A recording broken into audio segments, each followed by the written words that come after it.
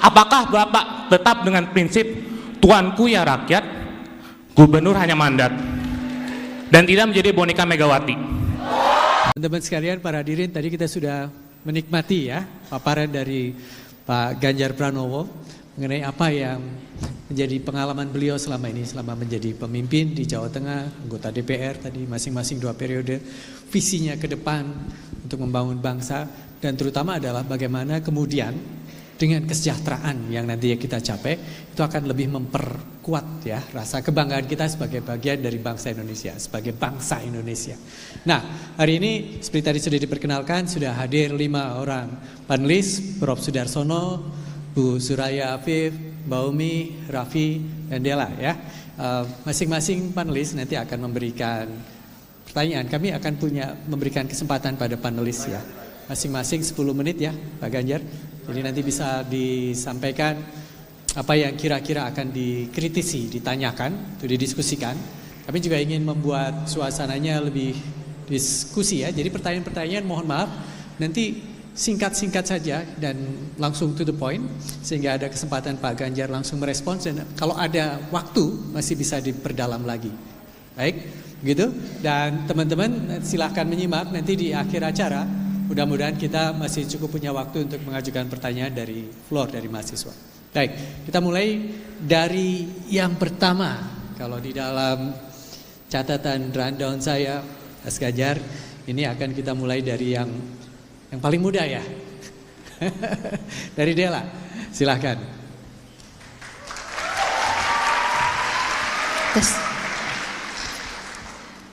Sebelumnya selamat pagi Pak Ganjar, terima kasih atas pemaparannya. Tadi Mas Ganjar telah menyampaikan tentang Indonesia menuju Indonesia emas.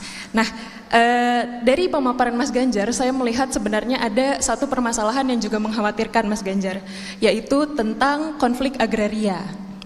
Nah, berdasarkan catatan akhir tahun 2022, Konsorsium Pembaruan Agraria itu menyebutkan bahwa tren konflik agraria di tahun 2022 itu memperlihatkan kenaikan dari 207 kasus di 2021 menjadi 212. Meskipun hanya naik 5 kasus secara jumlah kasus, tetapi luas konfliknya itu meningkat drastis, bahkan hingga 100% Mas Ganjar, dari 500 ribuan hektar menjadi 1 juta. Nah, begitupun dengan banyak keluarga yang terdampak. Kondisi tersebut juga diikuti oleh tren kriminalisasi yang juga meningkat. Hal ini dikatakan berhubungan dengan penanganan konflik agraria yang syarat akan kekerasan. Nah, yang ingin saya tanyakan ke Mas Ganjar adalah bagaimana penanganan resolusi konflik yang dapat dilakukan oleh pemerintah, tetapi tidak hanya dengan memaksakan bahwa konflik ini harus selesai dengan memberikan bergain atau kompensasi, baik itu berupa insentif maupun punishment, tetapi dengan bagaimana pemerintah melihat akar permasalahan ini. Mungkin itu pertanyaannya. Terima kasih Mas Ganjar. Dela, terima kasih. Dugaan saya kasusnya lebih banyak dari itu, bukan 212. Itu yang tercatat, terlaporkan, tercover oleh kawan-kawan media. Dugaan saya lebih, karena saya menangani banyak hal itu, minimal di kampung saya saja, belum lagi di Indonesia. Bagaimana kemudian melampaikan? Ini pengalaman saya, mau saya share aja. Kenapa konflik-konflik itu muncul? Pada saat sebuah pekerjaan ingin dilaksanakan satu, sangat jarang kita melakukan mitigasi apa yang akan terjadi. Dua, bagaimana kita penghormatan terhadap hak mereka. Ketika kemudian kita harus bertemu dalam arti memutuskan, dan ini harus, kalau saya pakai bahasa lebih kasar, diambil paksa oleh negara, apa yang kemudian mesti diberikan? Pasti kompensasi. Saya mengalami satu hal yang menarik, satu jalan tol lagi dibuat, saat itu bentuknya begini, lurus, Dela. Lurus. Lalu saya bilang, apakah Anda tidak melakukan mitigasi? Bahwa kalau dibuat lurus seperti ini, jaraknya jauh lebih pendek, tapi itu akan memotong sekian kampung dan rumah. Anda sudah analisis konfliknya seperti apa? Satu. Pak Ganjar punya usulan? Punya. Bagaimana kalau kemudian kita berputar jalannya melalui ruang-ruang yang lebih kosong? Dan kami berdebat dengan menteri, dengan pengelola jalan tol, dan kontraktornya saya dudukkan. Kenapa ini saya lakukan? Karena demikian banyak orang yang menyampaikan, termasuk konflik agraria tadi disampaikan. Pada saat itu apa yang terjadi? Selesai, kita dekati, kita persuasi, kita ngobrol, sepakat. Dalam beberapa hal kesepakatannya biasanya memang pada di harga. Kesepakatannya di harga. Dalam beberapa kesempatan juga sama. Ketika tidak ada pekerjaan mungkin ya harga tanahnya terlalu rendah. Tapi begitu ada pekerjaan harganya tinggi. Itu ya kondisi sosiologis biasa saja. Supply and demand saja. Terus kemudian mereka menegosiasikan itu. Pada saat itu terjadi kemudian akhirnya oke, diputuskan jalannya melingkar lewat laut. Ternyata di laut itu dulu daratan. Menarik kan? Pernah saya mendapatkan kuliah hukum agraria. Apa yang disebut sebagai tanah musnah? Ya kalau pasang surut nggak kelihatan. Ini udah nggak kelihatan. Kalau pasang pasti nggak kelihatan. Minimal surut nggak kelihatan. Ternyata kita tidak berani memutuskan bahwa itu tanah musnah. Inilah apa yang terjadi. Hebatnya republik ini adalah orang punya hak dan dihormati. Lalu dia gugat dan dia menang. Satu orang ini menang dalam gugatannya. Yang menarik, saya sebagai eksekutor di lapangan, part of government, saya orang pemerintah. Saya langsung laporkan pada presiden, pada menteri, izin Pak, pekerjaan ini mundur 1 tahun. Oke.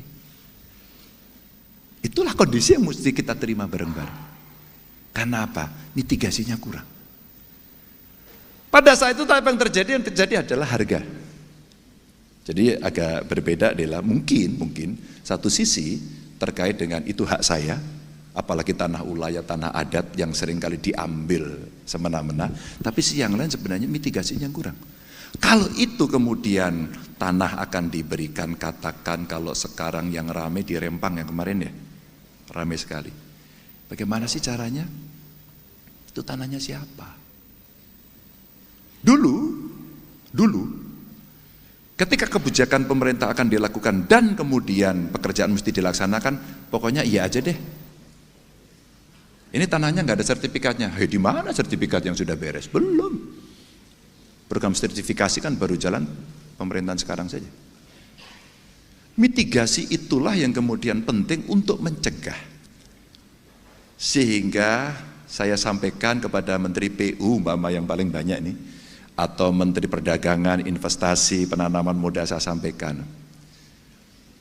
Coba Anda rekrut karyawan yang tidak semuanya insinyur. Mohon maaf kalau ada yang insinyur. Tolonglah antropolog, tolonglah sosiolog, tolonglah psikolog, agar kemudian dia bisa tahu menjelaskan lebih dulu. Dan kadang-kadang pemerintah nggak mau, capek menjelaskan, udahlah pakai undang-undang pengadaan tanah aja. Makanya ceklek, begitu nggak mau, hukumnya berjalan. Begitu hukum berjalan, tampilannya adalah kekerasan. Itu yang terjadi. Maka adalah bagaimana konflik itu muncul. Hari ini sebenarnya tracknya sudah menuju. Ada tim untuk menangani mafia tanah. Terus kemudian ada pelaporan yang makin terbuka. Alat ini sekarang bisa dipakai dengan medsosnya untuk membuka apapun. Bahkan bukan transparan lagi sekarang. Telanjang sekarang. Maka kalau kemudian mitigasi itu bisa dilakukan, sebenarnya mencegah jauh lebih baik. Bahwa nanti ada konflik dan sebagainya, maka istilah kompensasi tadi yang disampaikan adalah proses ganti untung, tidak lagi rugi. Dari beberapa pengalaman yang pernah saya handle, setidaknya 4 masalah yang ada di Jawa Tengah, 1, ternyata pendekatan ini penting. kawan-kawan aktivis, ilmuwan sosiolog, antropolog yang menjelaskan karakter di desa itu cukup bisa memberikan. Atau Thomas Toga, tokoh masyarakat, tokoh agama yang jauh dia sangat bisa dipercaya. Uniqueness ini seringkali tidak dilihat oleh pemerintah, seolah-olah semua bisa menyelesaikan lewat pintu depan. Gak sesuai, sikat bleh, gak bisa. Itu yang kemudian bisa dilakukan untuk melakukan. Kriminalisasi sering terjadi karena juga kita tidak terlalu mau bisa lebih cepat memproteksi hak rakyat. Maka saya katakan program sertifikasi yang hari ini dilaksanakan itu bagian bagaimana kita memproteksi dengan cepat. Maka kenapa kemudian digenjot? Tapi kalau cara mengukurnya juga masih menggunakan cara-cara yang manual begini, ya nggak akan selesai. Istilah Pak Jokowi dulu waktu kita ngobrol, bisa percepat nggak? Kalau targetnya 1 juta bisa nggak 6 juta? Gila-gilaan aja ini targetnya. Ternyata ketika dipaksa semua mengatakan bisa. Semua mengatakan bisa. Teknologi dan peralatan lah yang kemudian bisa dipakai sehingga nanti masyarakat bisa mendapatkan hak dengan bukti kepemilikan yang sah, yang resmi. Baru setelah itu si orang itu akan punya hak yang bisa dibuktikan dengan sangat mudah. Maka pada saat itu kemudian tidak gampang dilakukan kriminalisasi. Dan resolusinya kalau sudah terjadi, tidak ada selain zona netral untuk mereka berembuk. Dan saya punya pengalaman itu. Berembuk, naruh orang 2 tahun. 2 tahun. Saya bilang tidak ada boleh kekerasan lagi.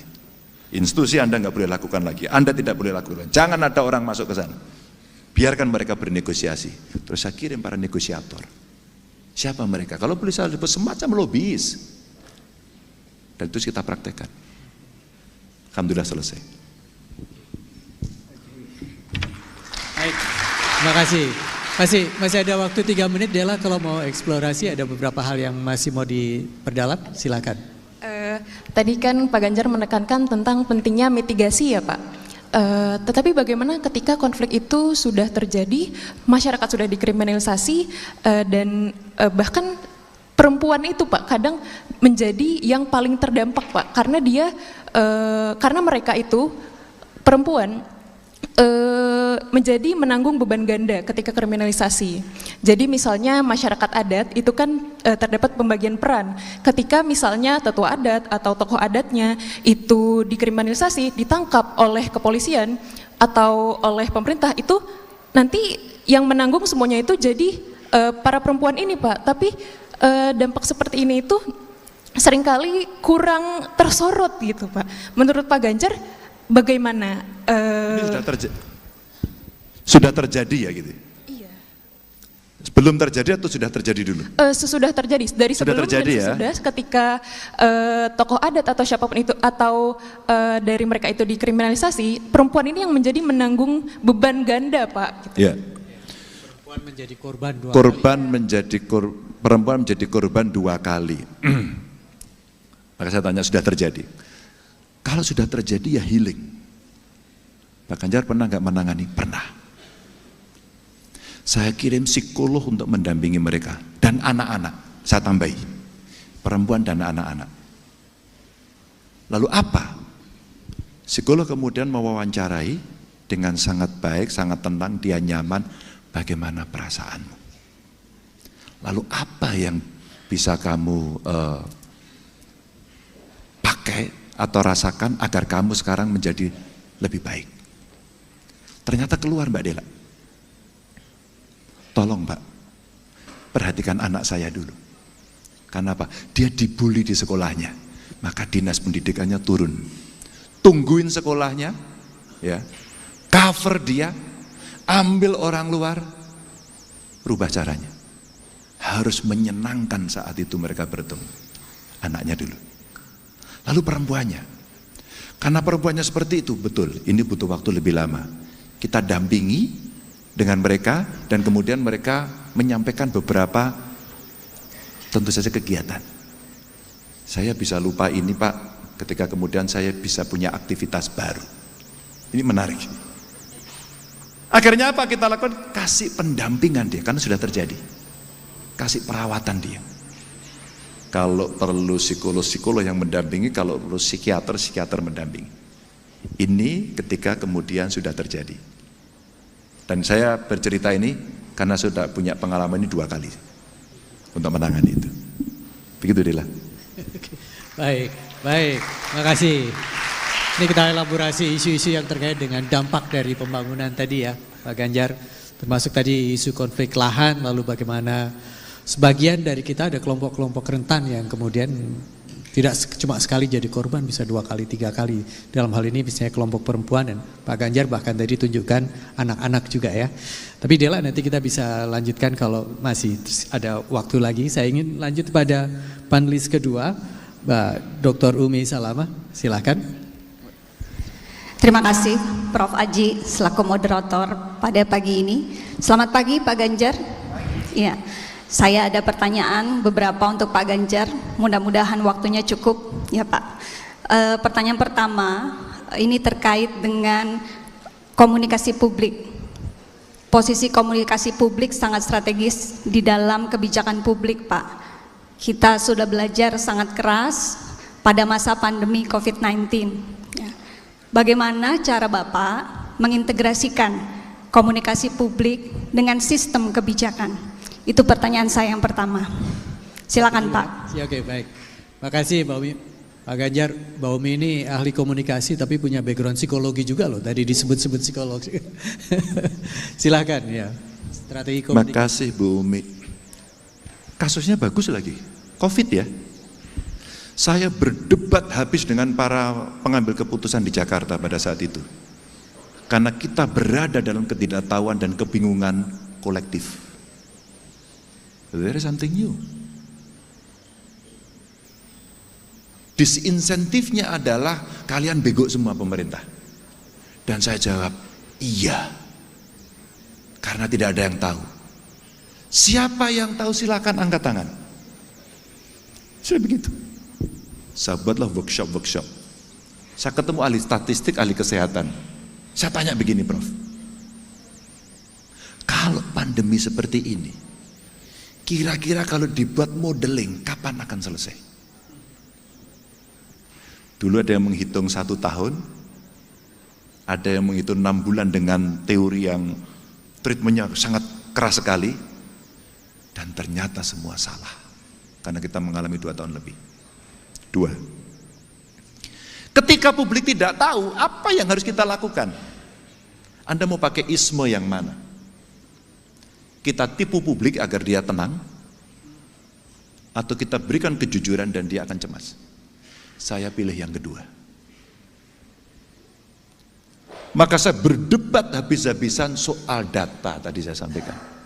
Kenapa Bu Umi? Karena kita tidak pernah jujur dengan data. Apa yang terjadi pada saat pandemi? Saya lupa angka persisnya, tapi kira-kira waktu itu ada 2 juta yang tidak di-input.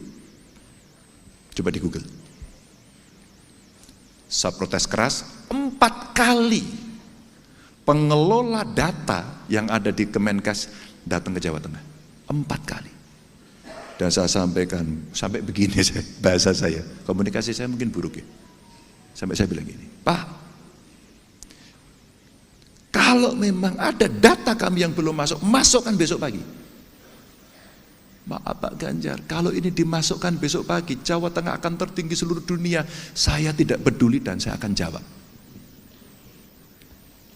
Saat itulah terjadi perdebatan keras dengan Menteri Kesehatan dan akhirnya Pak Luhut telepon saya, Mas Ganjar, menurut Anda data harus dibuka nggak? Pak, jangan kita membohongi siapapun.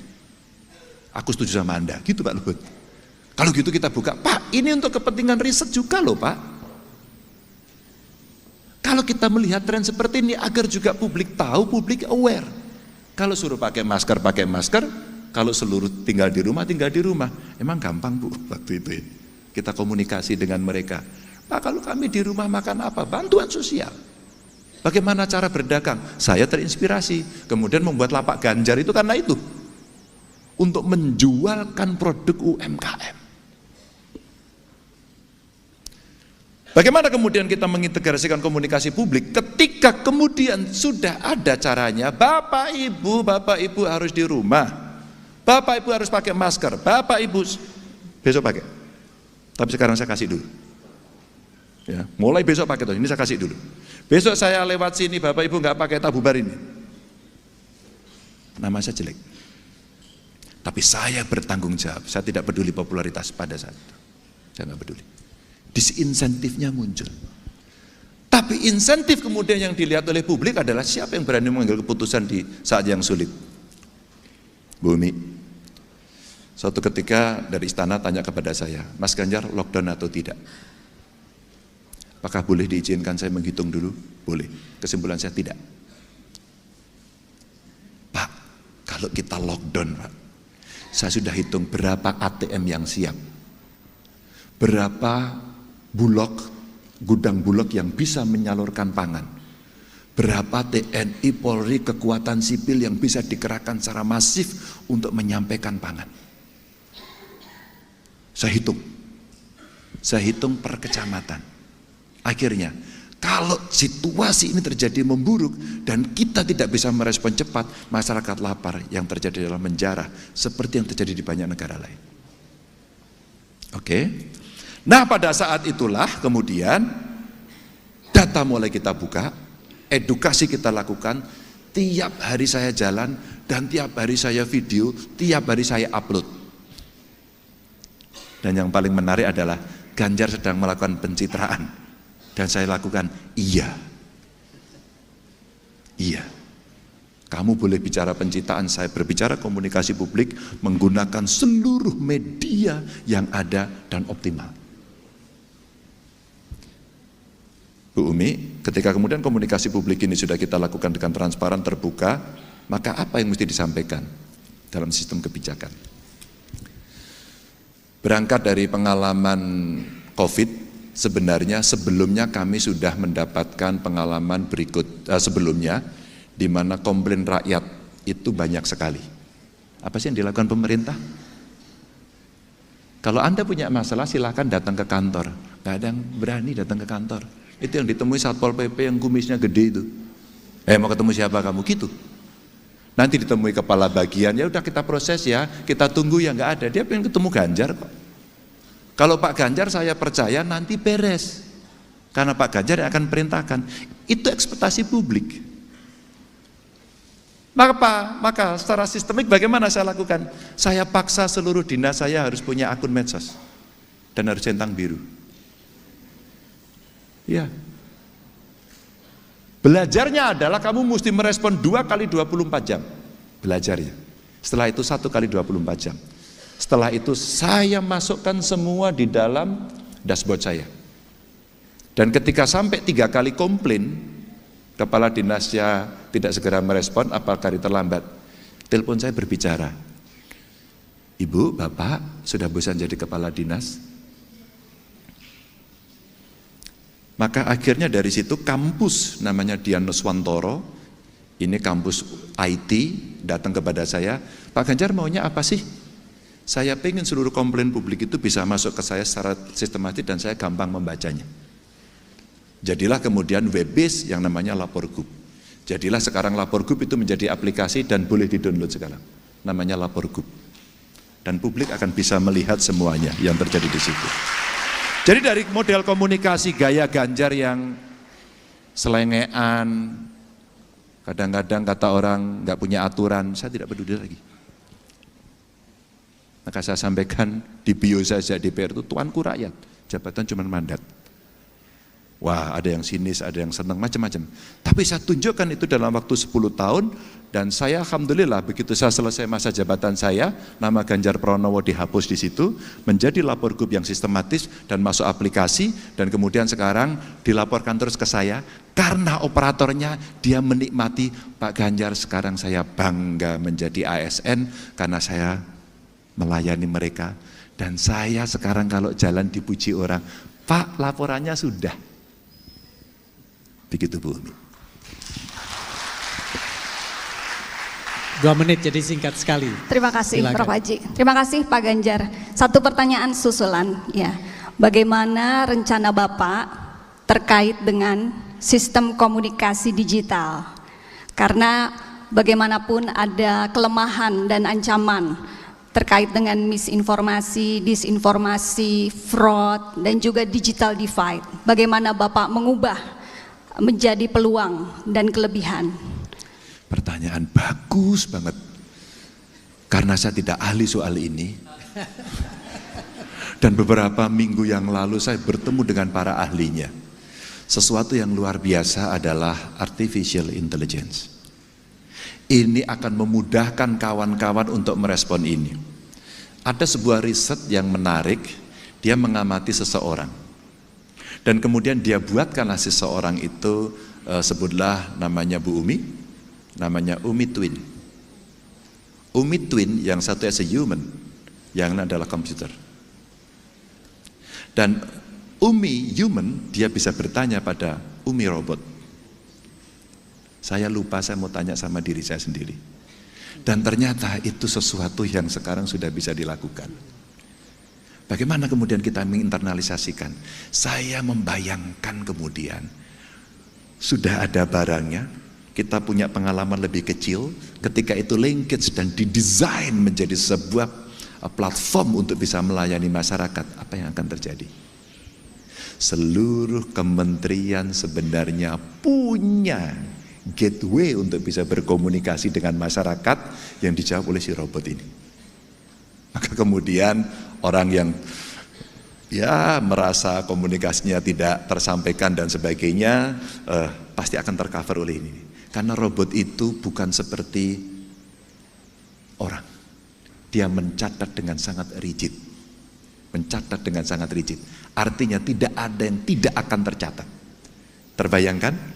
Kalau kemudian orang di belakang AI itu menganalisis dengan baik, dan itu report sistemnya bisa langsung kepada pengambil keputusan tertinggi, dan kemudian bisa dimasukkan dalam klaster-klaster prioritas, mana yang menjadi kasus prioritas, mana yang menjadi kasus kedua, ketiga, atau barangkali memang ini menjadi perhatian publik. Sehingga itu bisa menjadikan prioritas untuk bisa diselesaikan. AI akan bisa menyelesaikan ini dengan sangat baik. Dan praktek itu sudah saya lihat di depan mata saya. Jadi itu yang akan saya pakai. Baik, terima kasih sekali Mas Ganjar. Ini isu seru ya, apa namanya, digitalisasi menuju toward digital society ya, kan memang semuanya bicara digitalisasi termasuk di kampus nih Pak Ganjar. Kita lagi seru-serunya dengan AI yang namanya ChatGPT ini. Teman-teman DGB UI, DGBGF lagi sibuk cari normanya. Nah ini persoalan juga ya tadi ditanyakan oleh itu membantu mahasiswa Pak. Membantu mahasiswa. Jadi mahasiswa nanti kalau mau nulis skripsi saya kasih bocoran ya, mumpung masih semester 1 pakai ChatGPT. Temanya apa, keywordnya apa, Anda masukkan sudah jadi tulisan. Ya. Betul. Itu mungkin basis pertanyaan dari Mbak Umi ya, persoalan plus dan minusnya digitalisasi. Baik, terima kasih sekali ya. Berikutnya kepada panelis ketiga ya, Prof. Darsono, saya persilakan. Bismillahirrahmanirrahim. Terima kasih Pak Dekan, Pak Ganjar. Ini pertanyaan dari sesama rambut putih. Saya ingin menyoroti satu agenda dari 7 agenda strategi Bapak, yaitu kemiskinan dari perspektif sosiologi organisasi dan sosiologi ekonomi. Sejak dibentuknya Undang-Undang Desa, kalau tentu Bapak sebagai gubernur punya 3 pilihan untuk mengentaskan kemiskinan di desa, melalui BUMDes, BUMDesa, melalui koperasi atau korporasi desa. Kita ingin mendengar apa strategi Bapak terhadap 3 entitas bisnis di desa ini? Diminta bersaing atau diminta bekerja sama? Apakah Bapak bisa menunjukkan ilustrasi di desa mana di Jawa Tengah yang bisa direplikasi di nasional untuk ketiga entitas bisnis ini? Yang kedua adalah terkait masih dengan koperasi ini. MK telah membatalkan Undang-Undang Koperasi 17/2016, diminta kembali ke Undang-Undang 25 1990. Ini undang-undang jadul. Undang-undang dasarnya sudah dirubah, undang-undang pemerintahan daerah sudah dirubah. Sudah masuk prolegnas sejak 2016, tapi DPR sekarang ini membuat mangkrak RUU itu. tidak membahas RUU perkoperasian. Saya khawatir DPR ini berideologi kapitalis, tidak pro koperasi. Bagaimana Bapak menghadapi DPR yang punya pikiran seperti ini? Terima kasih.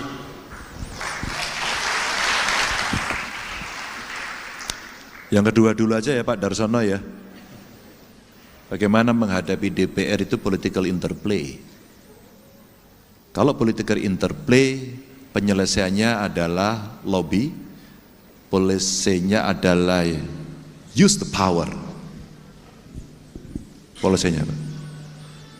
Teori memangkrakkan yang tadi disampaikan itu karena tidak ada orang, mohon maaf ini, atau mungkin belum ada orang yang melakukan lobby politik bahwa ini penting. Akhirnya ada political pressure atau pressure group yang kemudian menekan dewan untuk itu. Maka DPR dengan segala prolegnasnya pasti merasa ini nggak penting, padahal penting banget, sangat penting.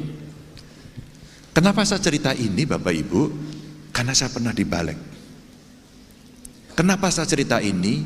Ada 2 RUU yang waktu itu saya ikut membahas, bahkan saya satu jadi pimpinannya. Satu Undang-Undang Keistimewaan Jogja, dan yang kedua adalah desa. Apa yang mau saya ceritakan? Saya jujur, ya Prof, mengaku sekarang. Seluruh jadwal saya bocorkan kepada kelompok kepentingan.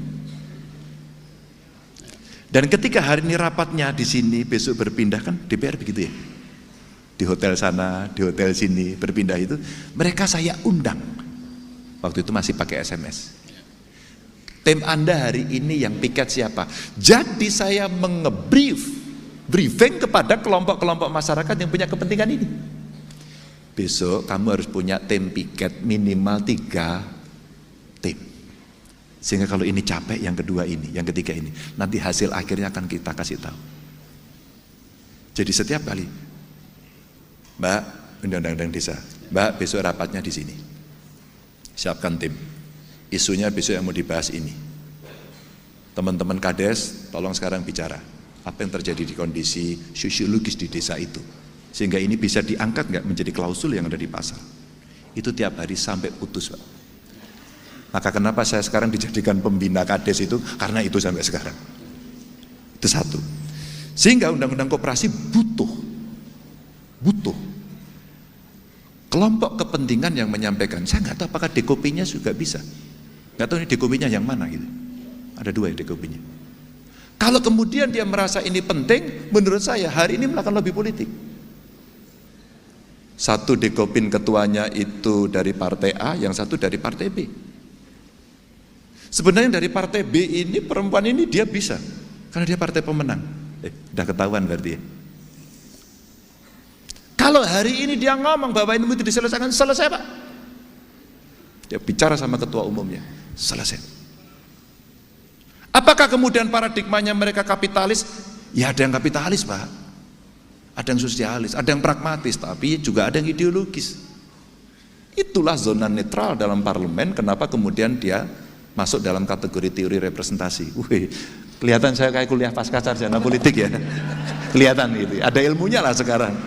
Bara ini guru saya juga nih Pak. Itu komentar saya itu. Iya. Sangat konseptual ya. Benar kan? Benar.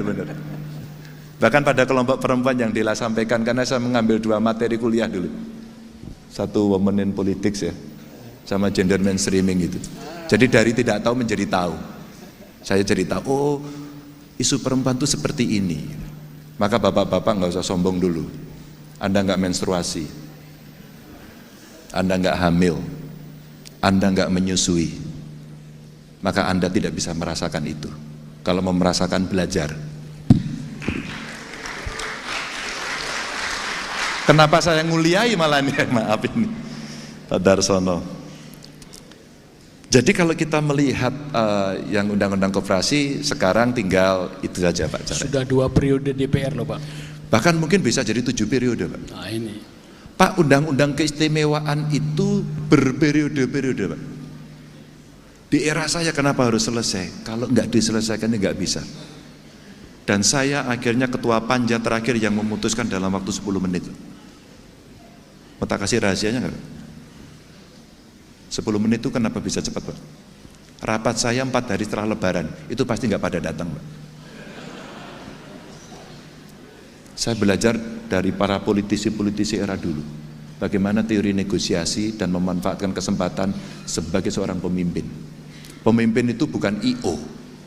Kita memimpin betul. Dan itu yang datang dikit, Pak, maka lobbynya lebih pendek. Setelah itu apa yang terjadi, Pak? Mereka pada sibuk, Pak Ganjar saya masih ada halal bihalal. Oh nggak apa-apa, Anda ikut halal bihalal aja. Halal bihalal, Pak, yang sana, Pak. Pak Ganjar saya harus cek dokter karena sudah sepuh, Pak. Cek dokter itu lebih penting. Tapi dari sisi kehadiran cukup nggak? Cukup. Yang sekolah ilmu politik angkat tangan. Oke, kamu tak kasih ilmu hari ini, praktis betul. Praktis betul. Tinggal sedikit orang, saya lobby sambil makan siang dan setuju.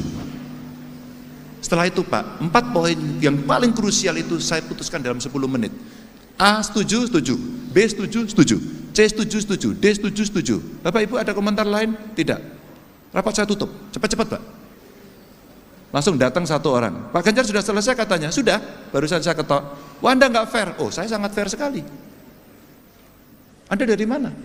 Saya datang terlambat. Orang terlambat nggak bisa dapat kesempatan. Naik kereta aja kalau keterlambat ditinggal kok. Dan kami berdebat dengan orang itu, Pak. Jadi boleh, Pak, nanti kalau perlu bantuan. Tapi kalau di tahun depan mesti diselesaikan, saya selesaikan, Pak. Yang perlu dibantu itu koperasi, Pak. Maka kita ingin mendengarkan sejak Bapak menjadi gubernur itu di mana ada koperasi di desa yang bersama BUM desa dan korporasi petani itu maju bersama-sama. Nggak terlalu banyak, Pak. Saya lebih banyak mengevaluasi koperasi yang nggak jelas, saya tutup, Pak. Koperasi kalau didirikan 20 orang, 50 orang, koperasi proposal, Pak. Pak, saya membuat koperasi, nanti tolong dibantu. Koperasi proposal. Koperasi itu dari oleh untuk anggota. Maka kekuatan terbesar adalah anggota. Maka saya bilang sama mereka, hai petani tembakau, berkooperasilah 1 koperasi petani tembakau seluruh Indonesia. Maka Anda punya power yang kuat. Desa, hampir saya tidak melihat yang bagus, Pak. Tapi kalau Bapak bicara badan usaha milik desa, boleh, Pak. Silakan datang ke Umbul Ponggok di Klaten. Bahkan itu menginspirasi undang-undang desa. Berarti ke depan, maaf, kalau Bapak jadi pemimpin nasional, itu akan prioritas pada BUM desa, sementara koperasi desa akan tidak diprioritaskan. Bukan tidak diprioritaskan, Bapak terlalu cepat mengevaluasinya. Sesama rambut putih. Pak, kalau orang tidak bisa berkooperasi, Pak, jangan dipaksa kooperasi, Pak. Kooperasi menurut saya ada 2, karena anggotanya, maaf ya, anggotanya itu mesti banyak, maka manajemennya bukan pensiunan, Pak. Kooperasi saya isinya pensiunan, Pak. Kalau rapat rambutnya sama kita, Pak. Idenya nggak ada, digitalisasi, keroan. Kita butuh yang baunya Bulgari, Pak, Herme, bukan PPO, Remason. Maaf loh, Pak. Maka menurut saya mesti dibedakan mana yang menjadi manajer, pengelola, dan mana mereka menjadi pemilik. Yang dia punya iuran wajib pokok, sukarela, Pak. Owner dia, tapi pengelolanya nggak boleh. Maka kalau di desa itu, kira-kira, maaf ya, Pak ya, kira-kira tidak mungkin dia bisa berkooperasi dengan baik. Nggak usah dibikin, Pak. Kita itu sukanya, maaf ya, Pak ya, banyak teman saya datang ke saya, Pak, kita udah buat kooperasi. Iya, kamu anggotanya 50, kamu bisa apa? Kamu bisa memenuhi diri sendiri nggak? Pak, yang terjadi kooperasinya simpan pinjam, Pak, pinjam melulu, nggak pernah nyimpan. Bunganya tinggi sekali, Pak, dan itu mencekik. Dan itu terjadi di banyak tempat. Tapi kalau kita bicara, ini pengalaman saya ke Korea 2005 kalau nggak salah. Saya ketemu dengan salah satu LSM di sana namanya Semol Undong. Mungkin banyak orang tahu. antropolog, sosiolog banyak, semua undang. Dan saya ketemu ketuanya dan dia mantan Speaker of the House di sana dan sekarang dia pensiun, bukan sekarang, dulu itu pensiun. Saya ditabok-tabok Pak itu waktu itu, tabok-tabok, dinasihati. Yang saya manggut-manggut tapi saya tidak ngerti, karena waktu itu belum musim K-pop. Pada saat itu dia hanya bicara, kami mengembangkan pertanian kami itu belajar dari KUD Indonesia. Betul-betul di-manage dengan manajemen yang sangat bagus dan dia sukses. Saprotannya masuk, alsintanya masuk, pasca panennya diurus di antara mereka, dan baru beberapa tahun yang lalu Korea Selatan swasembada pangan. Setelah saya ketemu dubesnya. Nah, maksud saya Pak, kita jangan paksakan semuanya. Justru yang penting sekarang kita lakukan adalah edukasi dulu mereka. Bagaimana kalian berkoperasi? Bro, sampean apa bisnisnya? Tahu tempe Pak. Problemmu apa? Delay Pak. Delay kita sudah bisa tanam belum Pak? Teman-teman pertanian, ahli pertanian ngomong ke saya, ini problem pertanian subtropis. Akhirnya apa? Enggak terjadi Pak. Akhirnya kita malas, impor aja. Ingat Pak, kredit investasi yang muncul dari Amerika dulu. Karena Amerika kebanjiran kedelai dan kita dipaksa beli dan kita beli. Dan itu menjadi persoalan. Nah, kalau kemudian koperasi tahu tempe yang ada di desa katakan mesti itu, apa yang kamu butuhkan kedelai? Ya wes. Sekarang kamu mesti punya unit usaha kedelai. Terserah caranya. Kamu mau tanam bekerja sama dengan petani boleh, atau trading ketemu dengan pemerintah boleh, atau kamu ngeling dengan perusahaan. Tapi Pak, ini dimakan oleh perusahaan besar. Jagung juga sama Pak. Nah, saya sampaikan, petani, peternak sapi yang ada di Boyolali, bro, apa problemmu? Pak, kami nggak bisa Pak. Iya, sapimu berapa? 2, nggak mungkin. Kita pernah survei, minimum kamu harus punya 6. Nggak bisa Pak, kamu punya 2. Minta lagi dong Pak. Enggak, kamu harus membuat korporatisasi. Ini Pak, kamu harus membuat korporatisasi. Kalau kamu buat korporatisasi yang ada di situ, maka dikelola dengan manajemen yang baik. Problemmu apa? Pakan. Pakanmu apa? Jagung. Lainnya apa? Konsentrat. Kenapa tidak bikin mini pakan ternak? Kami nggak punya duit Pak. Ada 2 cara. Stimulan dari pemerintah kami bantu. Koperasinya 1 saja. Dan kemudian kamu punya unit usaha dalam 1 siklus yang kamu butuhkan. Nggak tahan Pak. Bapak tahu nggak Pak Tarsono kenapa dia nggak tahan? Karena dipecah Pak. Memangnya perusahaan pakan ternak akan diam saja? Tidak Pak. Bro, ikut aku aja bro. Tak beli di depan, tak kasih bibitnya, tak kasih pakannya, nanti beli di saya. Harganya gimana? Ya nanti kan harga yang ngikuti pasar. Dia Pak yang tentukan Pak. Membangun kesadaran berkoperasi, berusaha di level desa, di kelompok-kelompok masyarakat ini adalah perlu pendampingan. Saya ketemu UMKM Pak, ada 3 hal persoalan yang saya dapatkan. 1, product knowledge.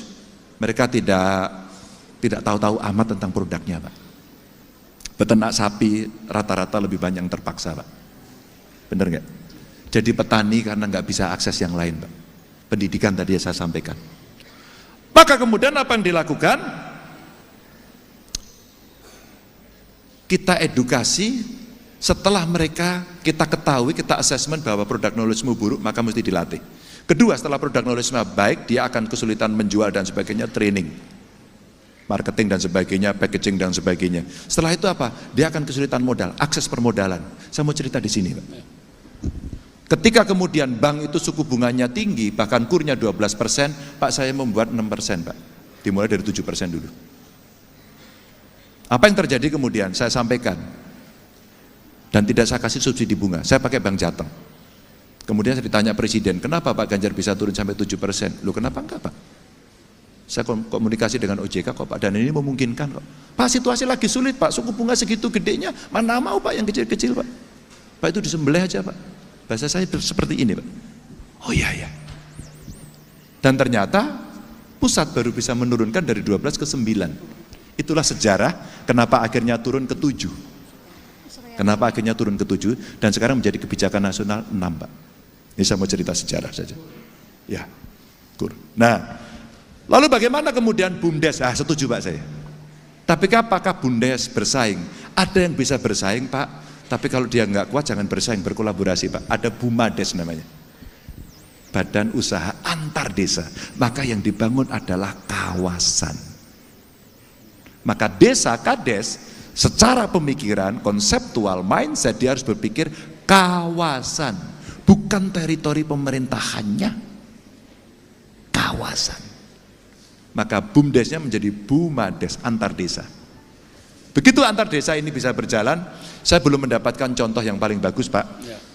Tapi Umbul Ponggo itu cukup berhasil, tapi dia belum BUMADes, cukup BUMDes, dan dia memberikan saham kepada masyarakat, keuntungannya cukup bagus. Unit usahanya tahu Pak?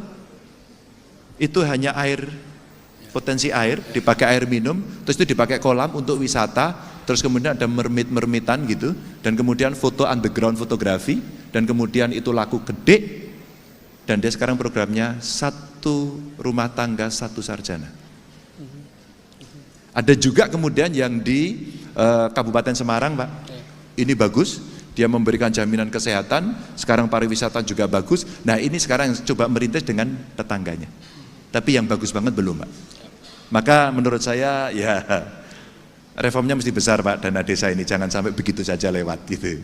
Mohon maaf ini harus direform secara besar. Yang penting jangan sampai koperasinya juga dimatikan di desa itu. Ya.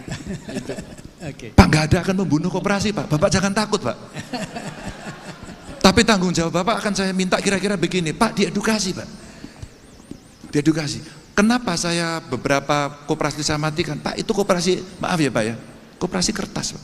Ya. Kalau itu kita tidak tegas pada soal itu Pak, problem Pak. Nanti performa koperasi kita buruk.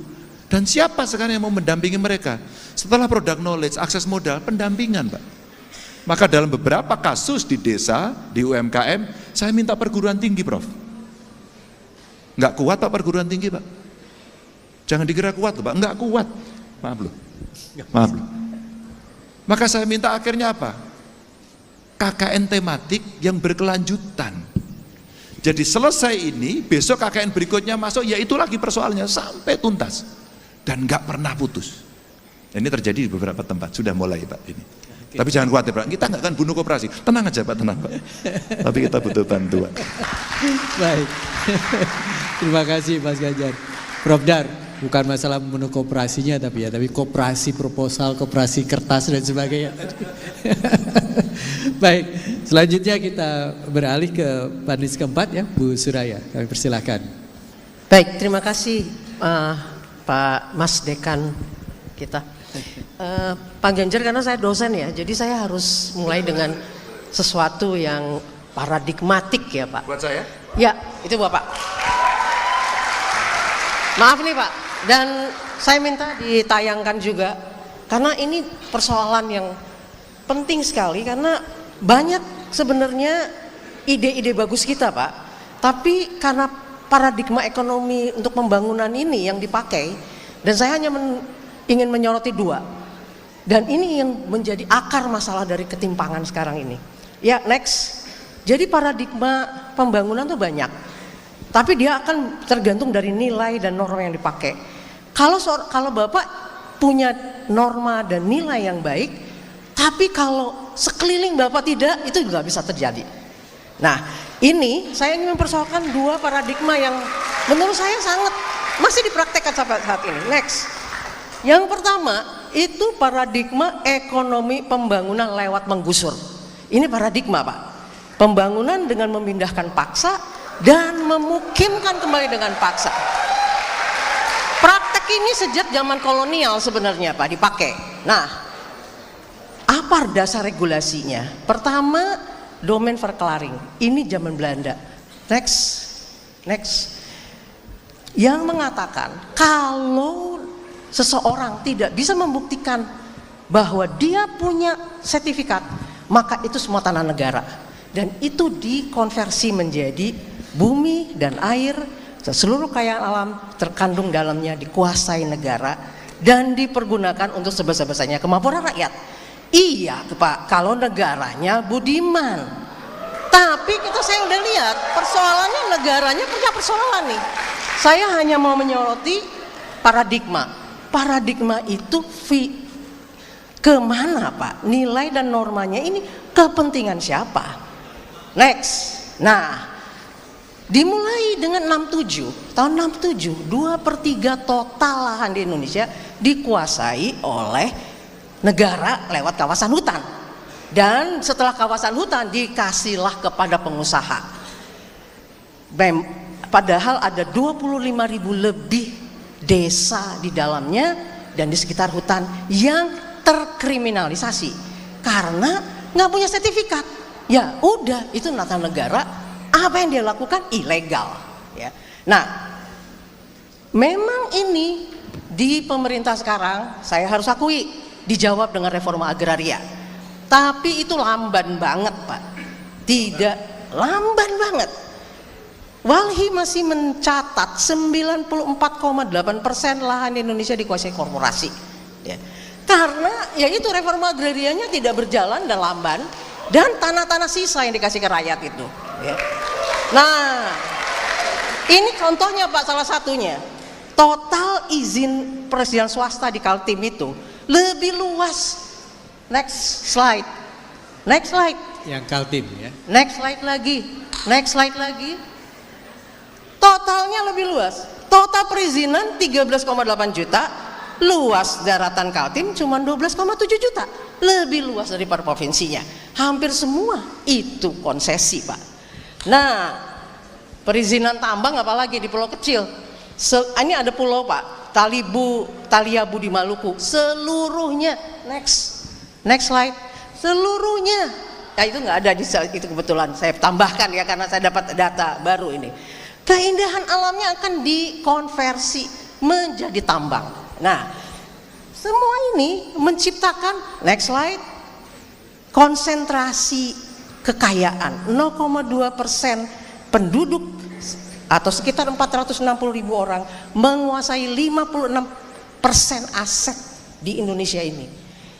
Dan ini sebagian karena penguasaan lahan. Paradigm kedua, trickle down ekonomi, di mana semua kebijakan negara itu mengarah kepada mendukung perusahaan. Next slide-nya, please. Ya. Terus satu lagi, dan ini menyebabkan itu banyak persoalan sebenarnya, Pak. Pemukiman kembali. Next slide. Tidak bisa, yang secara paksa tidak bisa berhasil membuka pendapatan. Itu studinya World Bank, Pak. 2001, 5 proyek bendungan besar ternyata tidak memberikan pendapatan yang menggantikan pendapatan pada rakyat yang tergusur. Belum lagi masalah kebakaran, kita akan lihat terus slide yang lain terusnya. Ini sudah dicatat selama 2023 ini ada ribuan titik api di kawasan konsesi perkebunan. Nah, slide selanjutnya. Jadi kesimpulan kami, Pak, siapapun yang akan menjadi pemimpin di semua level tidak akan menyelesaikan masalah ketimpangan tanpa merubah paradigma pembangunan ekonomi. Pertanyaannya, dapatkah paradigma negara itu dirubah? Yaitu mengakui kepemilikan lahan yang saat ini sudah dimanfaatkan rakyat. Kasus Rempang itu bagaimana? Harusnya kan diakui dulu. Mana yang milik rakyat? Kalau mau dijadikan pengusaha kawasan untuk usaha, ya mana? Ya. Dapatkah paradigma negara dalam pengadaan lahan? Karena kadang-kadang memang harus ada kepentingan untuk pengadaan lahan, kepentingan umum. Terpaksa yang mengambil tanah rakyat tidak melanjutkan praktek Orde Baru. Di mana dalam praktek Orde Baru pengambilan itu untuk kepentingan swasta, untuk dikuasai swasta, untuk kepentingan profit pengusaha swasta. Nah, sekarang bagaimana kita menjawab itu, Pak? Terima kasih. Terima kasih. Wow, senang itu, Bu.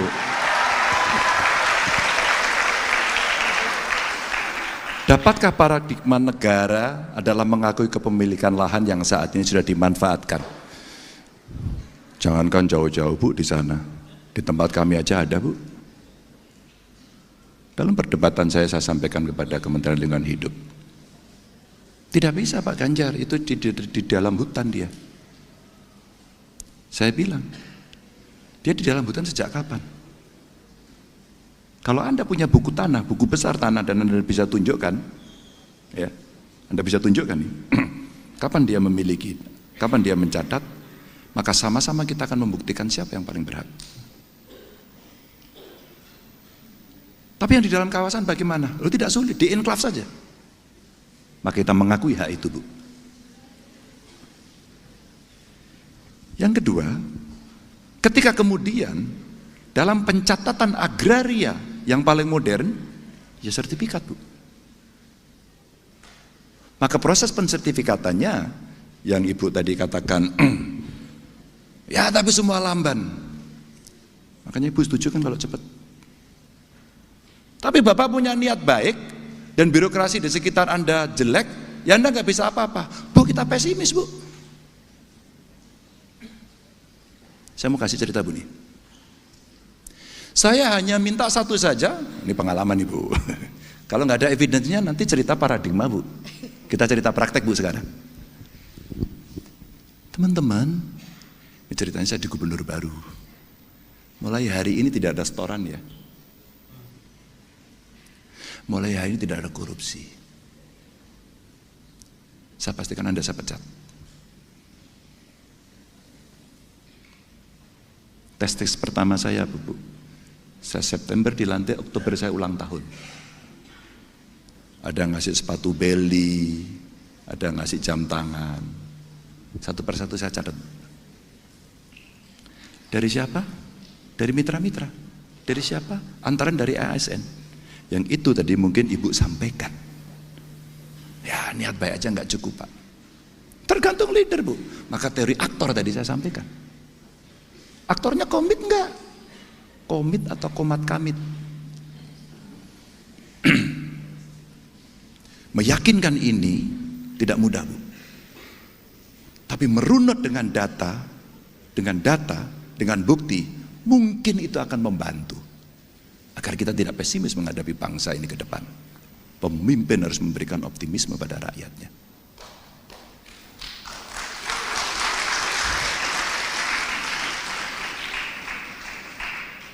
Cerita baik adalah redis. Kapan redistribusi tanah terjadi? Harus diakui kan pemerintahan ini. Tapi lambat. Ibu tahu lambatnya kenapa? Di lapangan kami berkelahi, Bu. Ini terjadi di Blora, terjadi di Pati. Saya tahu, Pak. Saya mengikuti di lapangan juga. Oke. Tahu yang saya kerjakan, Bu? Belum. Yang Bapak kerjakan saya nggak tahu, tapi yang banyak orang kerjakan saya tahu. Oke. Saya mau ceritakan saja.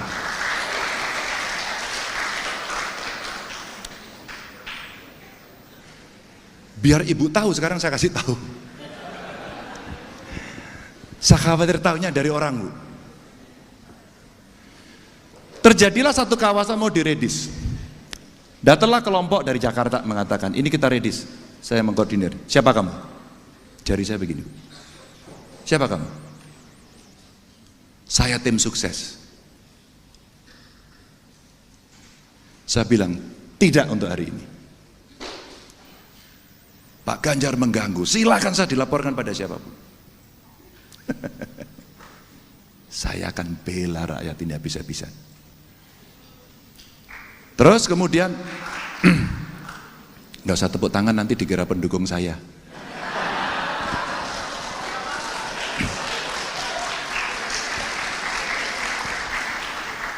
Bu Soraya menginspirasi saya untuk bercerita pengalaman. Saat itu saya kontak sama Menteri BUMN karena salah satu komisaris yang mewakili Jawa Tengah diganti, Bu. Dan sekarang tidak ada lagi. Untuk apa? Untuk ngecek bahwa wilayah perhutani yang ada di Jawa, wabil khusus di Jawa Tengah mesti ada representasi kami dong. Untuk kami bisa membela. Ini kejadian Blora. Apa kejadiannya, Bu? Masyarakat yang sudah puluhan tahun menggarap ini tiba-tiba dipindahkan diisi orang lain. Ngamuklah saya, Bu. Ngamuklah saya. Tidak bisa, apapun yang akan terjadi ini gak bisa. Saya akan perjuangkan itu. Tarung, Bu, kita, Bu. Tarung. Ramai sekali pada soal itu. Ketika kemudian praktek baik yang terjadi bisa kita lakukan, oh ini ada praktek baiknya, cepat dikasih sertifikat. Agar kemudian pengakuan itu bisa diberikan. Ini cerita kecil saja. Jadi dapatkah paradigma negara itu mengakui kepemilikannya dan bisa dimanfaatkan? Sangat dapat. Ini kan soal political will kan, willingness yang mesti dimiliki. Aktor sekali lagi Bu. Orang boleh bicara apapun, tapi aktornya melakukan apa enggak. Ketika saya katakan jangan korupsi besok pagi, enggak harus perlu ada gratifikasi orang melakukan. Maaf dengan segala hormat harus saya ceritakan dalam forum yang terhormat ini, karena ini intelek, forum akademis. Saya harus mencopot 2 kepala dinas saya. Boleh dikomparasikan dengan yang lain? Ada enggak kepala daerah yang mencopot kepala dinasnya karena korupsi dan belum diadili? Bu Arkristusi tidak menunggu inkrah Bu ini. Hanya saya tanya saja, kamu korupsi, kamu terima, kamu iya, kamu pilih. Tak pecat tidak dengan hormat besok atau kamu mundur hari ini. Sudah 2 Bu. Levelnya kepala dinas. Saya mau tunjukkan, ketika lingkungannya jelek Bapak juga nggak bisa apa-apa. Oh tergantung Bu. Saya akan jawab pertanyaan itu. Saya lakukan. Ketika satu bawahan saya, pejabat yang sangat strategis tidak melakukan yang saya minta untuk dilakukan sesuai seharusnya. Apa yang saya lakukan Bu? Tidak saya ajak rapat 3 bulan Bu. Saya langsung pada kepala dinasnya saja. Hasilnya apa Bu? Dieksekusi. Tapi yang seperti ini apakah bisa merubah? Enggak Bu. Pak Ganjar, baru 2 minggu Bapak sudah selesai jadi gubernur. Sekarang orang bersiap-siap melakukan perjalanan dinas ke luar negeri rame-rame Pak. Itu WA masyarakat Jawa Tengah ke saya hari ini. Mau dengan apa Bu kita lakukan? Saya bilang sama Menpan, sudah deh, kasih aturan yang ketat, bikin mereka menjadi betul-betul seorang profesional yang terhormat melayani masyarakat. Saya terima kasih Bu, masukan ini bagus sekali. 2 hari yang lalu juga sama kami diskusi, bukankah bumi, air dan kekayaan alam yang terkandung di dalamnya itu yang menguasai negara? Saya senang karena kemarin saya mendapatkan teman-teman yang bergerak di bidang ini, semua didigitalisasi. Sumber daya alam yang menggunakan lahan banyak, apakah sawit, apakah batu bara, hari ini ada nikel, semua dilihat. Berapa pajak yang kamu bayar? Tapi yang menggusur rakyatnya bagaimana Pak? Tambang yang diberikan, semua konsesi menggusur rakyat lah. Oke. Pilihannya tinggal 2 saja Bu. Kita tidak melakukan yang ada di situ, ya. Tidak melakukan artinya tetap. Atau yang kedua, kita melakukan di situ dengan 2 hal. 1, ya. Karena kita mengakui kepemilikannya, maka modelnya harus transaksi kan? Betul nggak? Saya mau pakai, maka saya beli. Atau yang kedua, kamu terlibat di sini. Kamu terlibat di sini sebagai apa? Sebagai pemegang saham. Ada 2. Atau kalau tidak, sudah, kita pada pilihan pertama, tidak usah dieksploitasi. Itu saja pilihannya.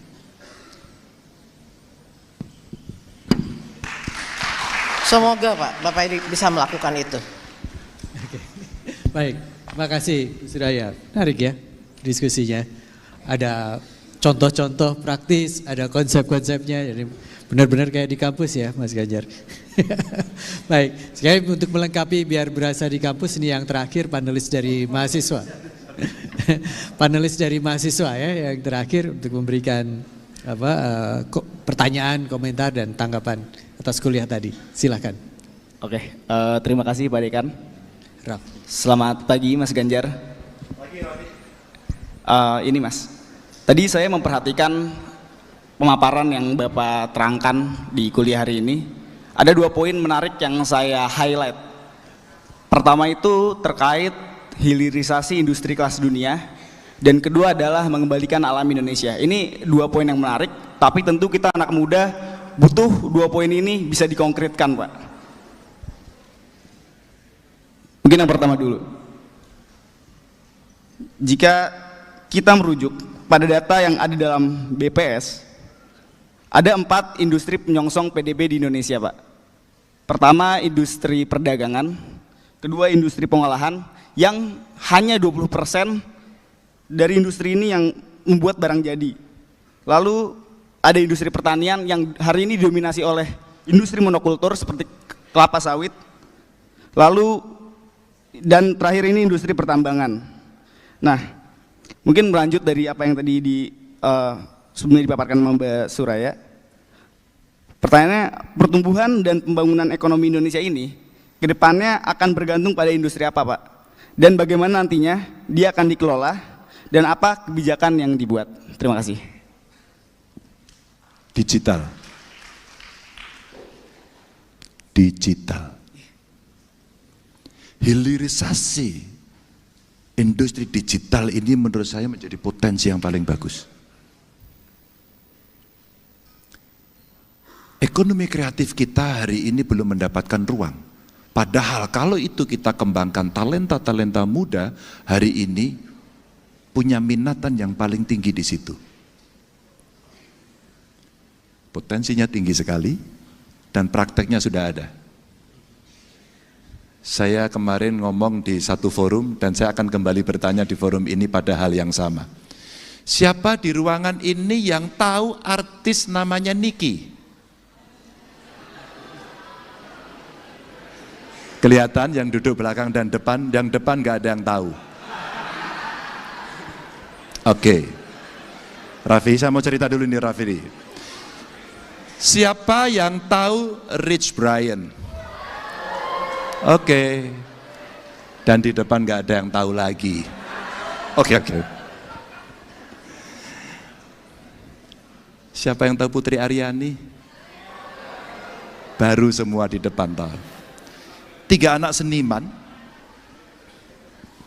Ibu-ibu. Lagunya Niki apa yang terkenal? High School in Jakarta. Saya penggemar juga sih. Kenapa ini saya ceritakan? Ini anak Indonesia hidup di California.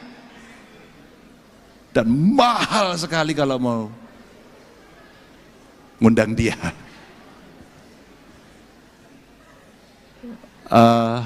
Waktu dia tampil itu dia pernah membawakan lagu di apa? Coachella ya, di Coachella ya. Iya betul ya. Dia membawakan lagu apa? No, bukan yang lagu Indonesia.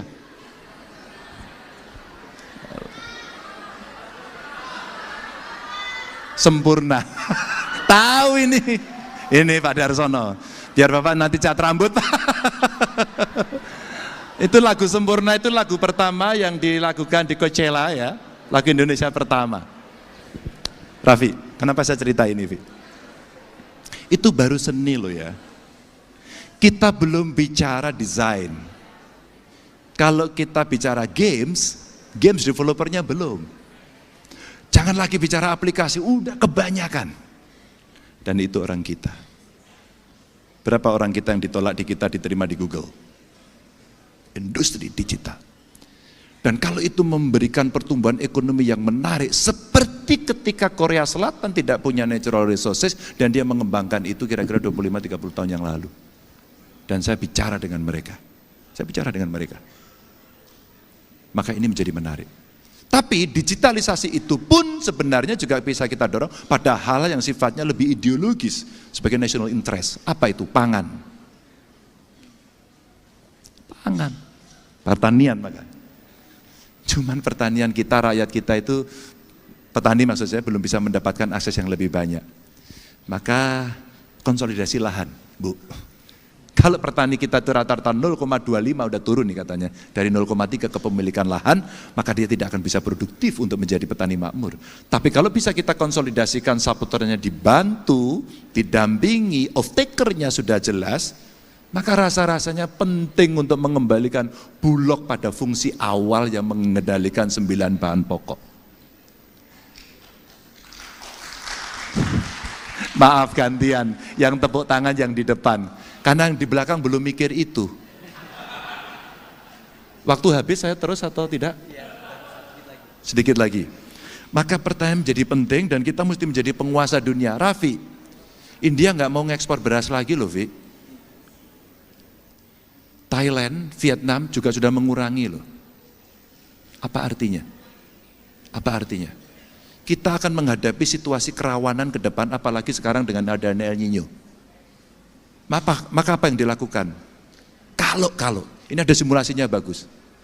Kalau produktivitas kita naik 7% aja, pangan kita, beras kita, per ton per hektar, kita sudah surplus.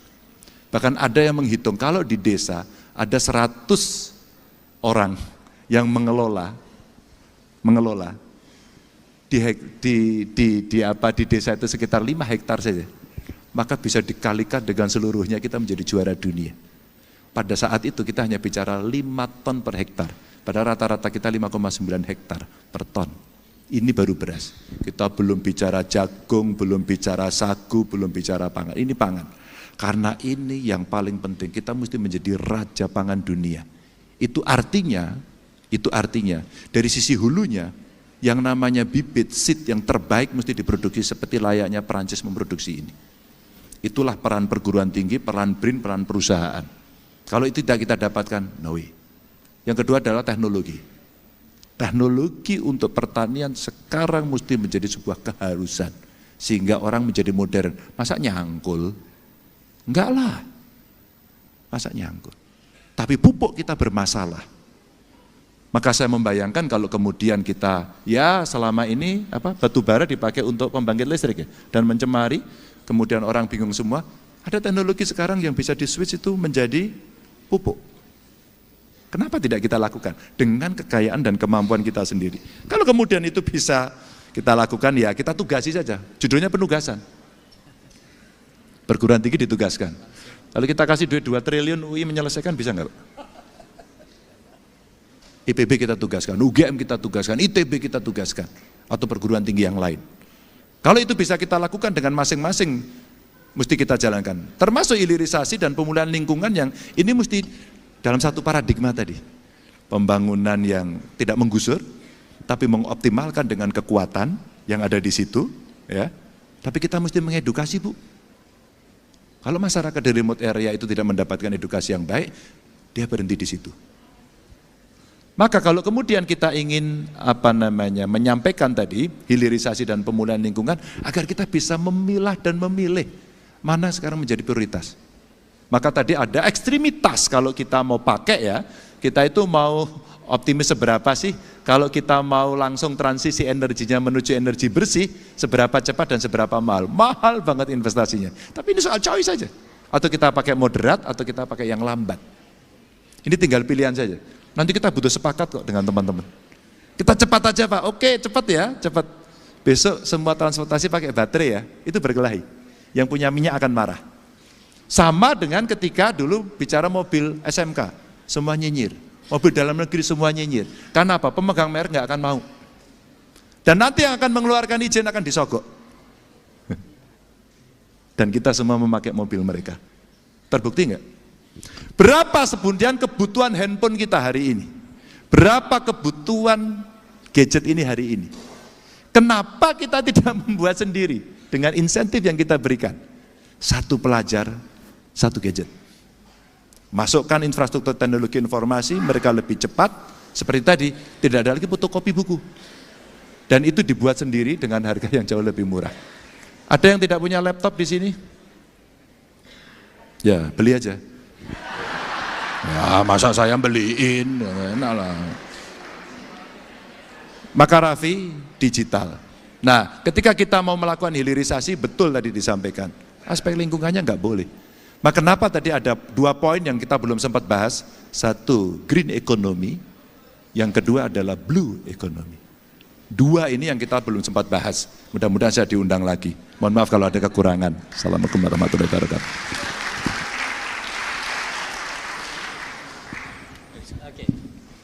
Baik, makasih sekali Pak Ganjar. Waktu kita untuk berdiskusi dengan tim panelis sangat terbatas memang ya, dan kita masih punya waktu. Pak Ganjar bersedia menerima pertanyaan dari floor? Boleh katanya. Boleh. Oke, ada banyak sekali, Mas. Pak Raffi bisa bantu saya? Raffi bisa bantu saya untuk memilihkan? Silakan. Raffi bisa? Saya nunjukkan gitu ya, Pak. Mas, yang pakai baju putih, perempuan. Baju putih, perempuan. Ya. Perempuan, ya Anda. Ya. Satu. Ya. Satu lagi. Yang shirtnya putih belakang. Satu lagi. Satu lagi yang kita aja deh, Pak. Yang di belakang sana, laki-laki. Laki-laki di belakang. Ya. Oke. Angkat tangan. Dua dulu ya. Ya. Dua dulu ya. Dua dulu. Dua dulu. Nona di sana dan Bum di sana. Oke, silakan. Dua, yang satu harus perempuan. Sudah, pertama perempuan. Oke.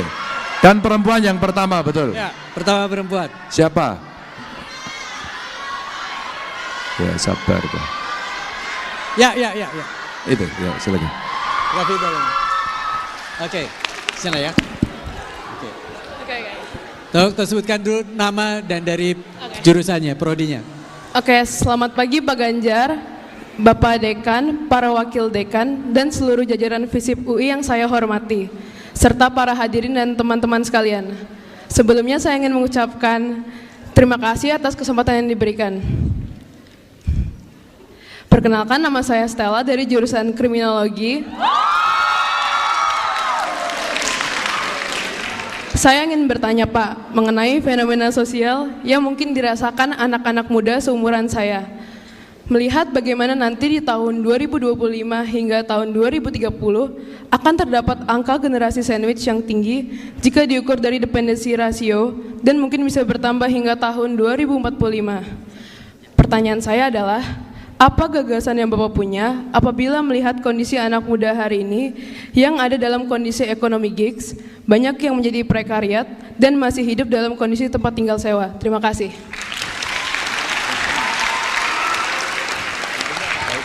Oke. Jadi Stella tadi ya dari kriminologi bicara soal bagaimana dengan anak-anak muda yang sekarang ini banyak sekali masuk ke dalam sistem ekonomi yang sifatnya gigs atau prekariat yang tidak terlalu pasti. Oh, tidak pasti. Ya. Ekonomi ya? Ekonomi, ya. Baik. Siapa Stella? Stella. Kamu orang yang takut juga Stella? Kamu termasuk takut menghadapi situasi ini? Iya takut Pak. Oh tidak takut? Takut Pak. Takut? Iya. Kenapa takut? Karena Kenapa saya takut? sudah melihat sepupu saya mengalaminya sendiri gitu. Gimana? Sorry, gimana? Karena saya sudah melihat sepupu saya mengalaminya sendiri gitu. Jadi generasi sandwich. Iya. Oke, makasih. Jadi kamu takut ya? Iya, salah satu bentuk kekhawatiran saya saja.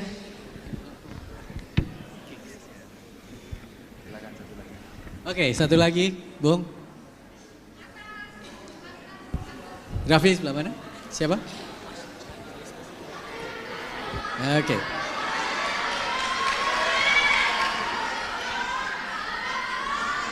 Silakan.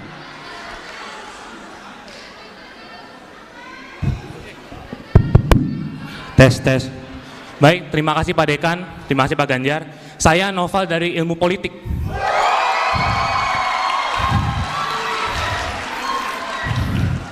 Pada tanggal 21 April, Bapak dicapreskan oleh PDIP oleh Megawati Soekarno Putri.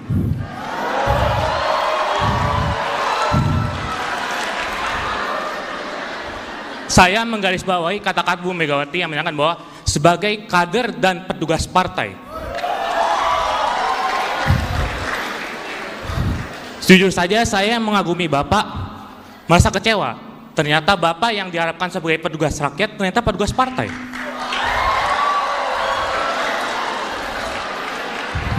Pertanyaan saya, jika Bapak terpilih sebagai Presiden ke-8, apakah Bapak tetap dengan prinsip tuanku ya rakyat, gubernur hanya mandat, dan tidak menjadi boneka Megawati?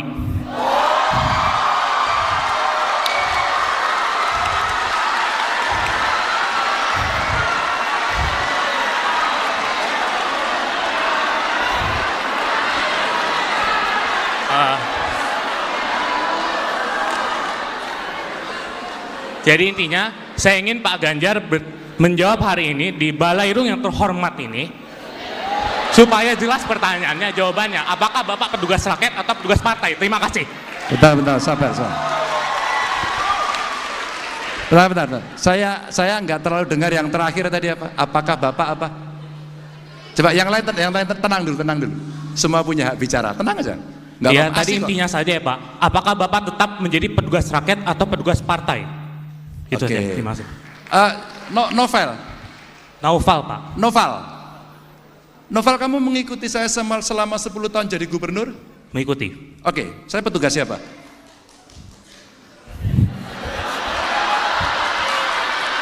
Finish. Ada banyak ketakutan seperti Stella. Saya coba melihat-lihat Stella. Generasi milenial kita itu menghadapi situasi yang tidak mudah. Dia double burden karena dia mulai mulai usia 30-an ya berarti ya sekarang. 30-an. Dia memikirkan diri sendiri tapi memikirkan orang tuanya. Generasi yang lebih muda itu ternyata dia berada dalam ketakutan masa depan. Tekanan mental tadi luar biasa. Pilihan hidup menakutkan karena dia mesti bersaing dengan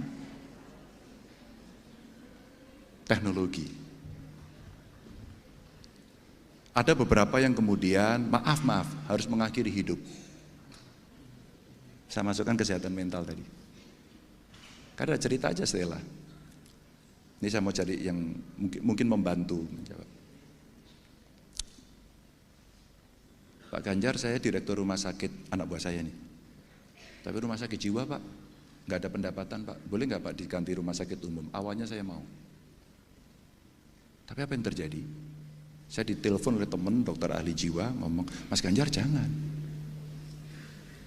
Tidak terlalu banyak orang yang mau investasi atau menyediakan fasilitas untuk itu. Saya kaget ketika banyak bullying terjadi.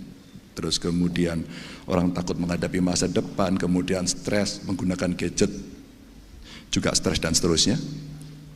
Maka beban-beban kehidupan mereka menjadi penting.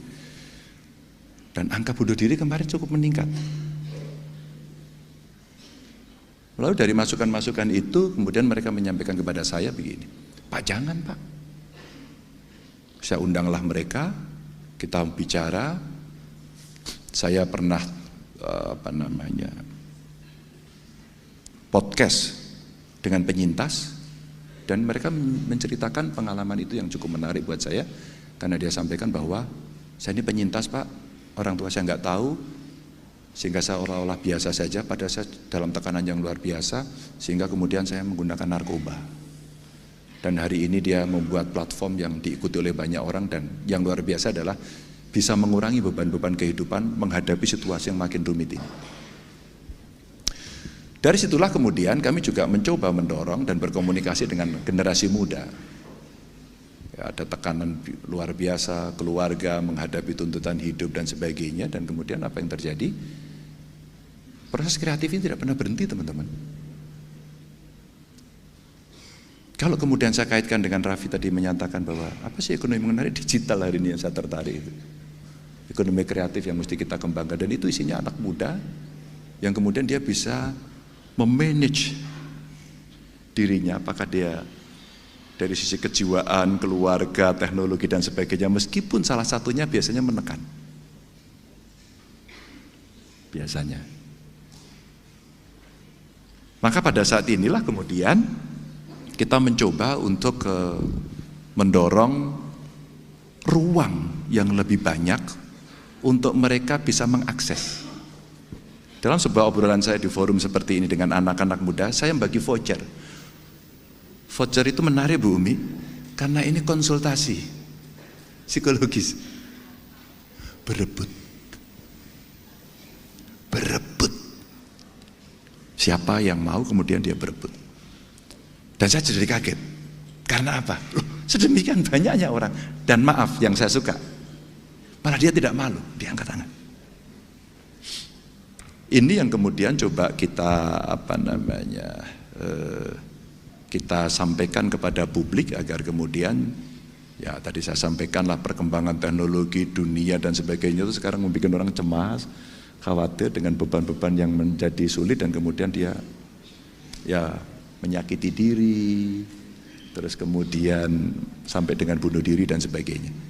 Ini ruang yang kemudian negara mesti hadir untuk memberikan. Sehingga saya pernah bercerita begini, rumah sakit ini salah satunya, kalau kalian rumah sakit jiwa, jangan, maaf ya, jangan yang orang ODGJ yang diobatin gitu, diterima, tapi memberikan konseling. Kalau di psikologi itu ada yang stres tipis-tipis gitu ya, apa sih namanya, belum sampai schizofren gitu, tapi ya ini stres, tekanan mental dan sebagainya, ya menghadapi situasi yang lebih kompleks seperti ini. Kehadiran negara untuk bisa memberikan ruang-ruang mereka untuk menyampaikan gagasan, menyampaikan pikiran, termasuk konsultasi, ini menurut saya sesuatu yang hari dibutuhkan. Ya saya sih suka juga sih. Ketika negara belum hadir, publik, civil society sudah muncul.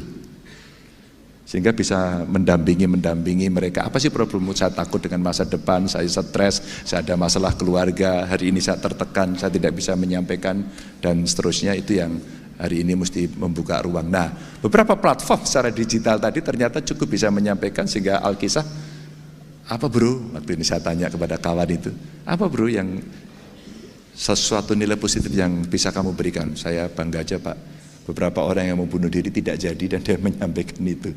Apa kejadiannya? Macam-macam.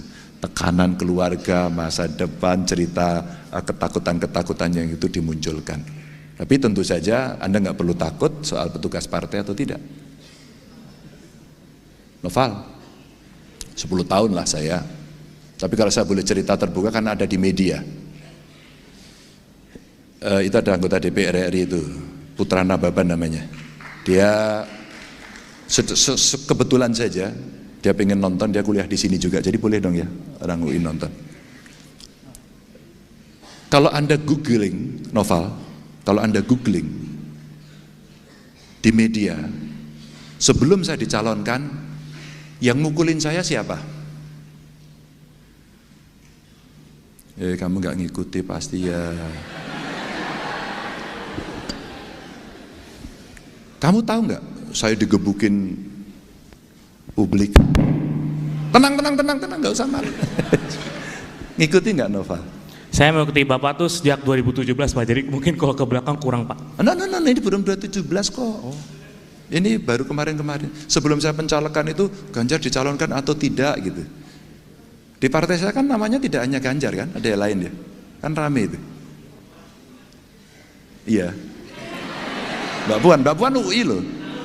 Alumni ya, alumni UI, sama-sama kita, tenang aja. Saya digebukin oleh teman sendiri.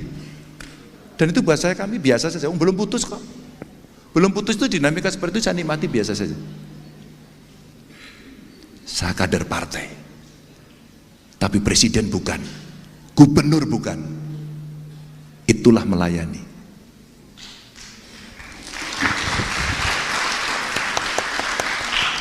Oke ya, jadi kita bisa membedakan ketika kita sudah berada di jabatan, apa yang kita lakukan. Maka kalau Anda riset tentang saya, apa yang saya lakukan, adakah kemudian saya hanya berpihak pada partai saya?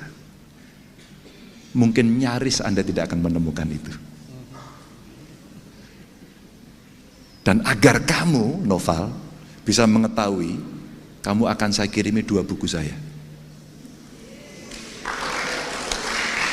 Mungkin buku itu cukup bisa menjelaskan keraguanmu, agar kelak nanti kamu boleh menentukan pilihan dengan objektif.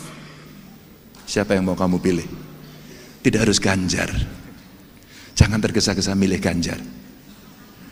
Anda cek dulu, Anda pastikan dulu, Anda yakin nggak dengan saya? 2 buku itu akan menjelaskan apa yang kami kerjakan. Dan 1 buku itu judulnya Hitam Putih Ganjar. Hitam putih, nggak pernah abu-abu. Itu yang mungkin kamu akan melihat nanti apa keputusan-keputusan penting ketika kita harus berada pada jabatan publik. mudah-mudahan menjelaskan. Saya minta ada staf saya di sini. Oh ya, mintain Noval, ya Stella juga dong. Akan saya kirimi buku saya. Pak, mohon maaf Pak Ganjar, mohon maaf. Berarti Bapak berkomitmen semisal terpilih Bapak bukan disetir oleh partai, tapi disetir oleh rakyat. Itu aja. Simple aja Noval. Kalau aku bicara itu kan itu next. Kalau itu next Noval, kamu paling habis ini ya nggak tahu. Tapi saya minta kamu melihat 10 tahun saya. 10 tahun bukan waktu pendek. Dan 10 tahun itu artinya saya terpilih 2 kali.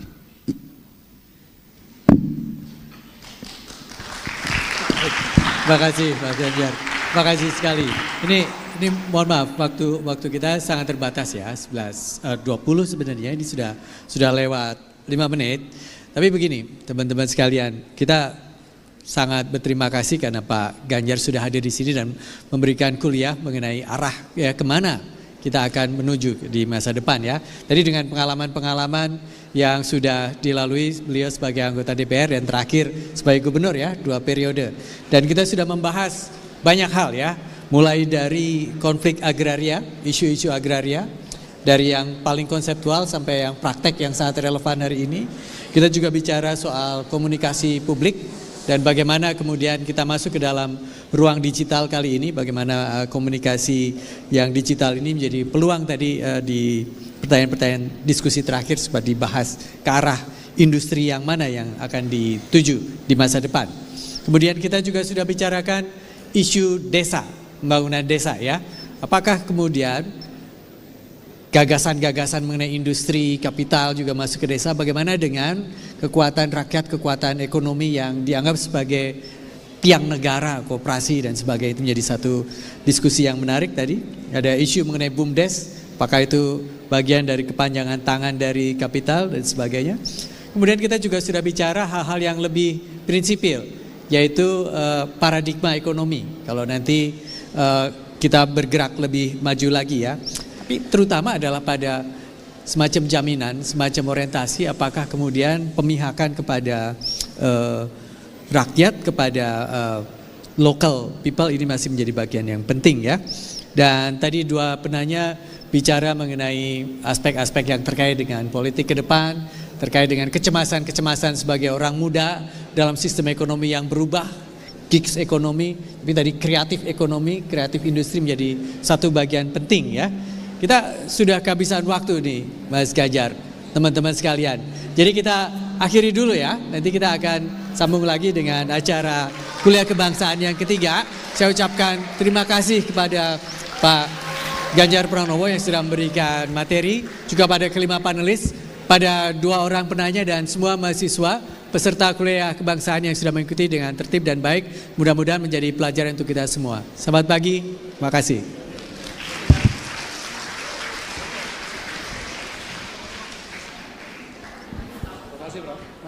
Baik, boleh kita berikan tepuk tangan sekali lagi untuk pembicara para panelis.